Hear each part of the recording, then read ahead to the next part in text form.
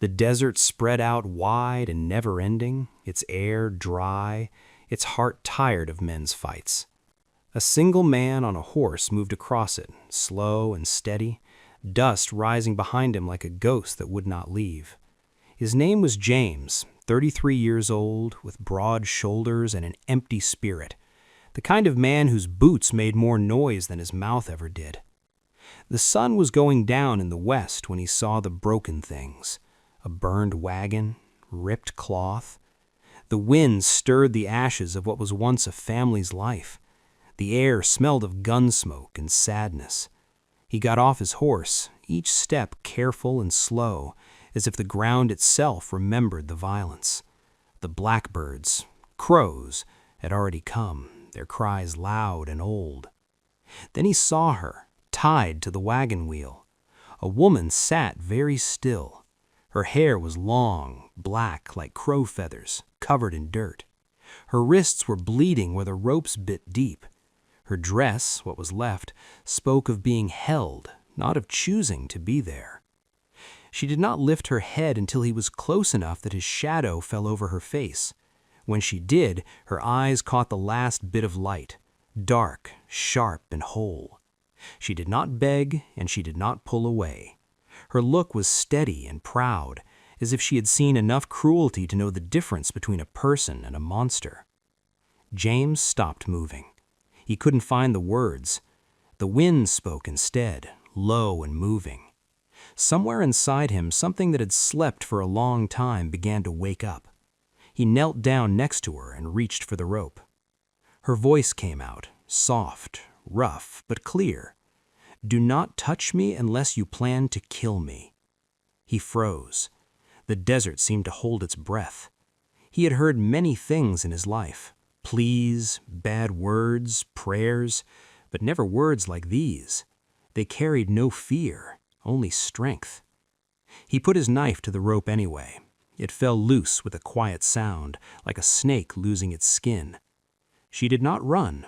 She only rubbed her wrists, then looked at him with a look that was hard to read, half disbelief, half tiredness. He offered her his water bottle. She paused, then took it. The water shone on her lips, and for a short moment he forgot how dry the world was. They walked together toward his camp. No talking, just the sound of boots and bare feet over the sand. The sky was turning purple when they got to his fire. He sat apart from him, facing the east.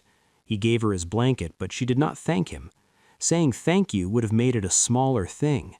Instead, she stared into the flames, whispering in her own language, words he could not understand, but they sounded like a prayer for the dead. He kept busy with the fire, yet every small light seemed to move toward her. She was quiet and still, but not weak. There was a weight to her silence, the kind that comes from staying alive. When he finally spoke, his voice was rough. "Do you have a name?" She did not answer, but her eyes looked up at the stars. That was answer enough. Some names were not meant to be spoken in his language. Night grew deep. Wild dogs, coyotes, cried somewhere far away. She did not jump at the sound, but he did. The wild place had always made him feel small, but next to her, he felt even smaller. Not from shame, but from something like deep respect. He tried to sleep, but couldn't. The wind kept whispering through the tall grass, bringing with it the sound of her breathing, soft, steady, alive. When morning came, he got up and found the place by the fire empty. For a second, fear caught him. Strange, since she was a stranger. Then he saw it. Footprints leading away, light and sure, like someone walking towards home. But near the ashes of his fire, she had left something. A picture drawn in the dirt with a stick. Two shapes beneath one moon. He bent down, looking hard at it. The wind changed, blowing the dust, but not the meaning. He didn't know why his chest felt tight, why the simple picture felt like a promise. He put the saddle on his horse and looked east. The far edge of the sky shimmered gold, wide and unforgiving, the kind of morning that made a man ask who he was supposed to be. He did not chase her. He just stood there with his hat in his hand, the wind pulling at his coat. Somewhere deep inside, under old scars and silence, he felt a beat of something he had long forgotten. Maybe hope, or kindness. And yet, as the sun climbed higher, he couldn't get rid of the feeling that their paths had only just started to cross. That she had not left forever, only gone ahead. He turned toward his horse, but a sound stopped him. Faint, carried on the breeze, a hawk's cry, sharp and distant. He looked up. The bird flew around once above him, its wings shining against the light. For reasons he couldn't name, he whispered to it as though it could take his words to her. Be free. Then the hawk disappeared into the sky, and the land went quiet again. But that quiet felt different now, less empty, more like waiting, like a story not finished yet, holding its breath for what would happen next. And somewhere beyond that hill, he knew the woman walked with purpose. Whatever chains had held her before were broken, and by breaking them, she had loosened something inside him, too. He didn't understand it yet, but by the time the next sunrise came, she would come back. Not held by rope, but by choice. Not like a ghost of war, but like the sound of something the desert itself seemed to bless. He watched the far edge of the sky until the heat shimmered like water, then turned toward home, not knowing that fate had already started to circle back, soft as a footstep, certain as the morning. Morning lights spread gold across the plains, and the world seemed to breathe again. James rode slowly toward the ranch, the saddle making noise beneath him, dust rising like a memory behind the hooves. The night before still stayed with him. The empty campfire, the footprints going east that were starting to fade, the small drawings she had left. He told himself it meant nothing, but the picture had burned into his mind. Two shapes beneath one moon, a promise drawn by a stranger's hand. The wind brought the smell of wet grass as he got near the gate, and that was when he saw her. She stood near the animal pen, corral, wearing his old coat, her hair braided neatly down her back, strands shining copper in the morning sun. She was not the same woman he had untied from the wheel. There was a steady strength in how she stood now, a quiet power. The horse snorted, uneasy, as if it too felt something important. He got off his horse, his boots crunching the dry dirt. His voice came out rougher than he meant. Why did you come back? Her eyes did not move away. Because you set me free, she said softly. Then, after a long breath, you will be my husband.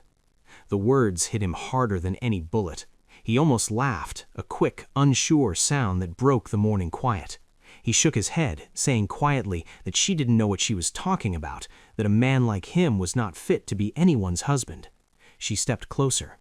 You killed your own past when you cut those ropes, she said. Her voice still carried the music of her people's speech, firm yet gentle. Now you must learn to live. Her hand touched his, a very light touch, but it felt like fire and kindness at the same time. He looked down at his scarred hands, those old reminders of war and wrong actions. She saw them too, but her eyes did not fill with pity, only quiet understanding. Something in him broke then, not with pain, but with relief. By noon, the news had reached the town.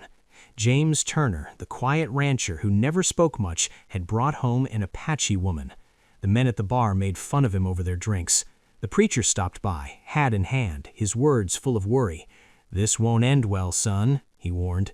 James shut the door before he could finish. Inside, the air smelled of wood and cornmeal. She was fixing one of his chairs, her sleeves rolled up, her movements calm and sure.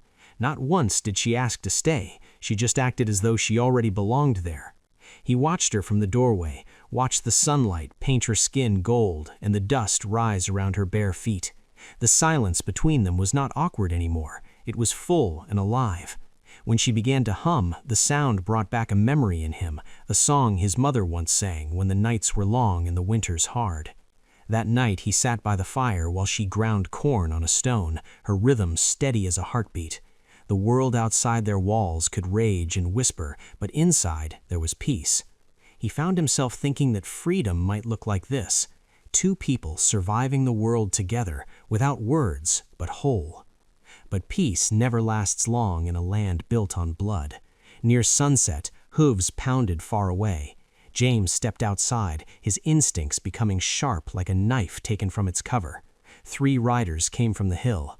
Hard-eyed men, faces half hidden by dust and sunburn. He knew them, the ones who had once sold human lives to soldiers and called it business. Their leader grinned as he stopped his horse. "You have something that isn't yours, Turner," he said. "That belongs to us." James' jaw tightened. He had no rifle ready, only his presence, calm as the quiet before a storm hits. "She is not property," he said softly. "Not anymore." The man laughed. "Everything out here is property. Cows, land, people." He spat on the ground. "Now move aside."